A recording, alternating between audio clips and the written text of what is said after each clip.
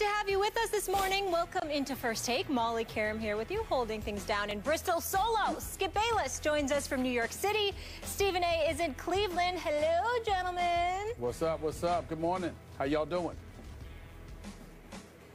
I think it is a great day. I had a great day watching pro football yesterday, especially that 4:30 game. You two might be somewhat aware of it. Well, I know you didn't say anything about the 1 o'clock game, but I certainly did. Touche. Of course you did. Let's talk about that one and get right into it. Patriots-Giants never disappoints. Well, disappointed me. The Pats, Steven Gostkowski made his 30th straight field goal, so clutch, especially last night, making a 54-yarder with 1 second remaining, keeping the Patriots unbeaten with a 27-26 victory over the New York Football Giants. Stephen A., did New England win or did New York lose? To be quite honest with you, I thought the New York Giants lost the game. I'm not trying to take anything away from the Patriots because they're undefeated. They're clearly the best team in football right now, although there are those who would give that edge to Cincinnati. I don't know why. They need to win a playoff game and show me something beyond the regular season for me to give them those kind of props. So I would give it to New England right now. As far as I'm concerned, there's no question in my mind. But when you look at the myriad of mistakes that the New York Giants made yesterday afternoon, I don't think there's any question that it comes down to the Giants having gave this football game away.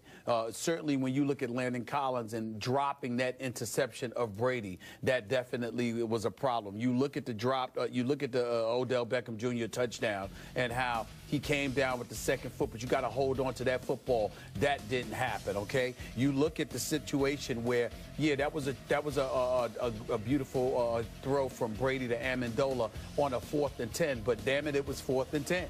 And if you're the New York Giants and you've got the game on the line, you simply can't allow that to happen, particularly when you played the kind of game that you played. And even as we show the highlights of the previous interception that I made, that was not. Your Collins, you got to hold on to the football. You know good and well that you're going to come down on that hard turf. You know it's going to hurt. But before you sit up there and you know, you just let go of the ball, you got to hold on and cradle that football and just fall and take the shot that you know is inevitably coming instead of trying to catch it with one hand. I mean, that was just ill-advised as far as I'm concerned. Then when you take into account history, think about the brain lock that the Giants suffered against the Cowboys in Week 1. Think about the mistakes they made in losing a 4th quarter lead to the Falcons in Game 2. Think about some of the things they've done already this year. Think about the mistakes that they made against New Orleans in the process of giving up 52 points and 7 touchdown passes to Drew Brees. That was still a winnable game for them, and somehow, some way they blew it. This is a team, the New York Giants, easily could have been right now 8-2 instead of 5-5. But there were at least 3 games, arguably 4, that they have absolutely positively blown.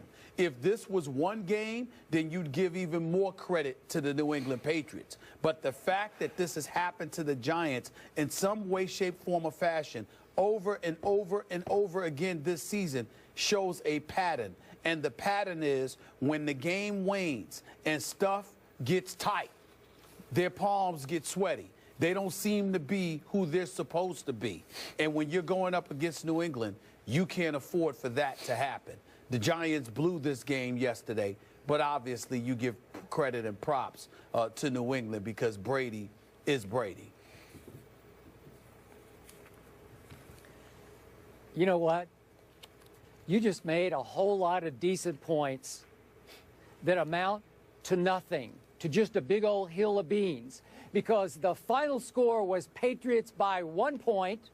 I told you it would be Patriots by 1 point. You did. And glory be, all I care about is Tom Brady beat Eli Manning by 1 point. I don't care if it was by a half a point or a third of a point or a quarter of a point.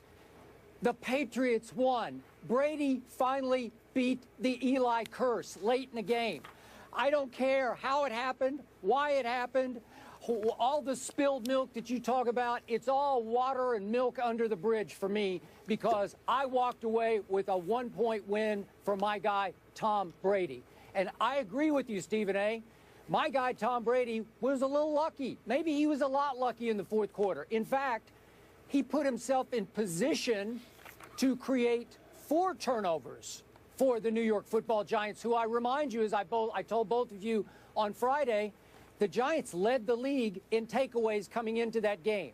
The Giants had the league-leading turnover differential coming into that game. So the balls were in their hands. Landon Collins, you're right. He should have hung on. Game would have been over. Brady lost 1 fumble, could have lost another one. Giants couldn't recover. Patriots did recover. Obviously, Brady threw the interception. It was a bad throw, a little late to LaFell. It almost looked like a Malcolm Butler-style interception at the goal line. Looked like it might cost the Patriots, but it did not, because Tom Brady got the ball back with 1 minute and 47 seconds to go. Now, should your Giants have just given in to the situation, 1st and goal at the 5, with, 2:05 left in the game, and run, and just kick the field goal and let the clock run a little bit more? They could have.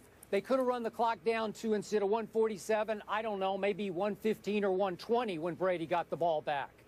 But you know what? I admired Tom Coughlin for saying, let's go for the kill. Let's make Tom Brady have to go the length of the field for a touchdown instead of just a field goal. And listen, Eli made the throw, as you point out, to Beckham. It's in his hands. It's a sweet throw.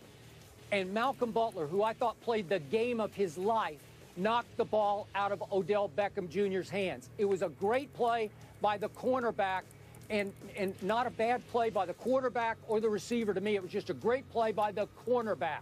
And then Eli missed Odell. He came open on the 2nd goal play, wide open for a touchdown, and he missed it. He just didn't see him, threw it quickly outside to Dwayne Harris, and just made a bad choice.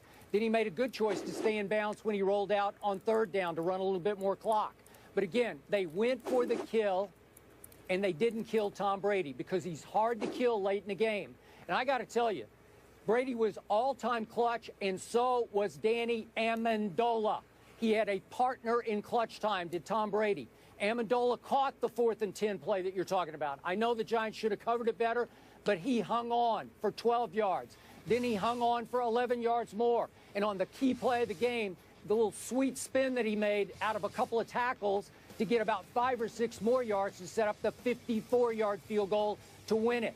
Clutch, clutch, clutch. It just felt to me like this year, this time, this is Tom Brady's year. This is the year of Brady as he tries to deflate every opponent to get even with the NFL for Deflategate. If you put the ball in his hands this year, this time against Eli, that was the outcome. I loved it because I thought justice prevailed in the end. Thank you very much. Well, I will tell you this. I love how you say it's much ado about nothing, that all that matters is the outcome, because I can point to a myriad of discussions that we've had, covering and spanning a multitude of subjects where all that mattered was not the final score to you. So I'm glad you brought that up, because I certainly will remember it with future topics to come. I can promise you that. You won't get away with that. But in this particular instance, we both picked the Patriots to win, but you were right on the money. You picked them to win 29-28, so you almost had the score right down to the number. So I give you major props for that. But it's also, well, I'm not you. I'm not shy about giving you props when it's deserved. It's just that it's really deserved. But let's get back to the issue at hand. When we talk about the start of the 4th quarter, Giants recover a Brady fumble. You're on New England's 31-yard line. You don't score a single point. That's pretty damn pathetic. And when you look at it from that perspective, you just find yourself looking at the New York Giants, and it's flabbergasting as to why they will come up with these mistakes, particularly at the most inopportune of times. But I would like to remind you of this. It's not the first time Brady has beaten Eli Manning in the regular season. A matter of fact, it's a pretty recurring role for him. Where he has a problem beating Eli Manning, is in the Super Bowl. That's where he has a problem. So just keep that in mind, as we move forward. Not that I'm projecting that the Giants will go to the Super Bowl, because I certainly can't see that happening.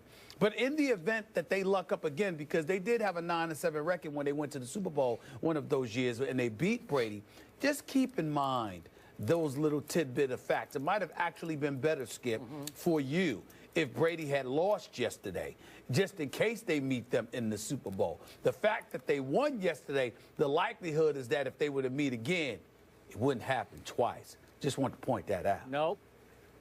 I want to point out the last time that these two met in the regular season was in Foxborough. Remember that? About 5 seasons ago. Won that, I believe it was Giants won that game, though. I think the Giants won that game, Yeah, Giants won that game on a late Eli touchdown pass. It was only 1 yard to Jake Ballard, but still, Eli trumped Brady in that game. So it was 3 in a row late, Eli trumping Brady, out-Bradying Brady. That's why this was so huge psychologically to Brady.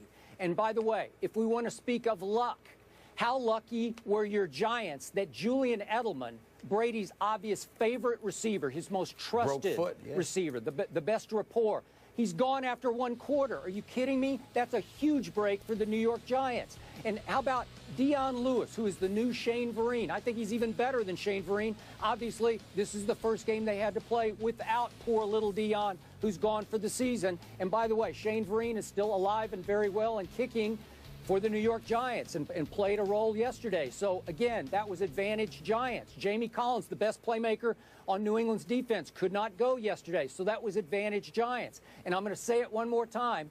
Tom Brady continues to operate behind the most decimated, inexperienced offensive line in all of pro football and keeps getting away with it, keeps surviving. That's advantage Giants. I'm sorry. I think there was a lot of luck going the other way, too. Okay. That's fair enough. That's fair. Thank you. All right. It might be Brady's year, but it certainly wasn't the Manning's day. We'll get into Peyton's woes in just a minute. And more bad news for the Giants as Victor Cruz is officially done for the season, having surgery on his left calf. Obviously, they also lost their center in that game as well.